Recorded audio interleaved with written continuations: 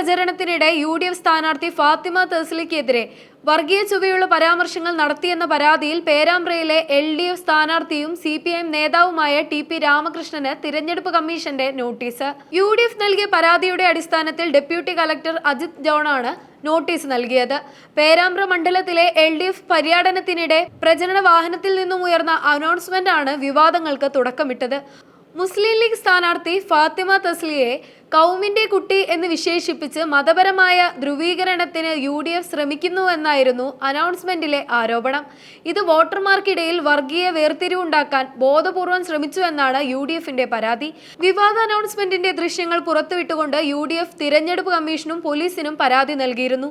വടകരയിൽ കഴിഞ്ഞ തവണ ഉണ്ടായ കാഫിർ വിവാദത്തിന് സമാനമായ നീക്കമാണ് പേരാമ്പ്രയിൽ CPIM നടത്തുന്നതെന്ന് UDF ആരോപിച്ചു. മതേതരത്വത്തിന് വിരുദ്ധമായ ഇത്തരം പ്രചാരണങ്ങൾക്കെതിരെ കർശന നടപടി വേണമെന്ന് സ്ഥാനാർത്ഥി ഫാത്തിമ തസ്ലിയ ആവശ്യപ്പെട്ടു.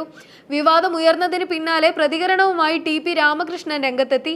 വർഗീയ പ്രചാരണം നടത്തുന്നത് LDFന്റെ രീതിയല്ലെന്നും സ്ഥാനാർത്ഥി എന്ന നിലയിൽ തന്റെ അറിവോടുകൂടിയല്ല ഇത്തരം അനൗൺസ്മെന്റുകൾ നടന്നതെന്നും അദ്ദേഹം പറഞ്ഞു. എന്തെങ്കിലും തെറ്റുപറ്റിയിട്ടുണ്ടെങ്കിൽ അത് തിരുത്താമെന്നും ഏത് അന്വേഷണത്തോടും സഹകരിക്കുമെന്നും UDF രാഷ്ട്രീയ ലാഭത്തിനായി വിവാദം കൊഴുപ്പിക്കുകയാണെന്നും അദ്ദേഹം കൂട്ടിച്ചേർത്തു. മാടത്തിൽ മുക്ക് എന്ന സ്ഥലത്ത് വെച്ച് സെലിൽ എന്ന വ്യക്തി മൊബൈലിൽ പകർത്തിയ വീഡിയോ ദൃശ്യങ്ങളാണ് LDFന് തിരിച്ചടിയായത്. ഈ വീഡിയോ സോഷ്യൽ മീഡിയയിൽ വൈറലായതോടെയാണ് സംഭവം പുറം ലോകം അറിഞ്ഞതും തിരഞ്ഞെടുപ്പ് കമ്മീഷൻ ഇടപെട്ടതും. ഈ വിവാദം വോട്ടർമാർക്കിടയിൽ സ്വാധീനം ചെലുത്തുമോ എന്ന ഭയത്തിലാണ് ഇരു മുന്നണികളും. LDF ക്യാമ്പ് പ്രതിരോധത്തിലാണെങ്കിലും തങ്ങൾ വികസനം മാത്രമാണ് ചർച്ച ചെയ്യുന്നതെന്നും അനാവശ്യ വിവാദങ്ങൾ സ്ഥാനാർത്ഥിയുടെ അറിവോടെയല്ലെന്നുമാണ് CPM പ്രാദേശിക നേതൃത്വത്തിന്റെ വിശദീകരണം.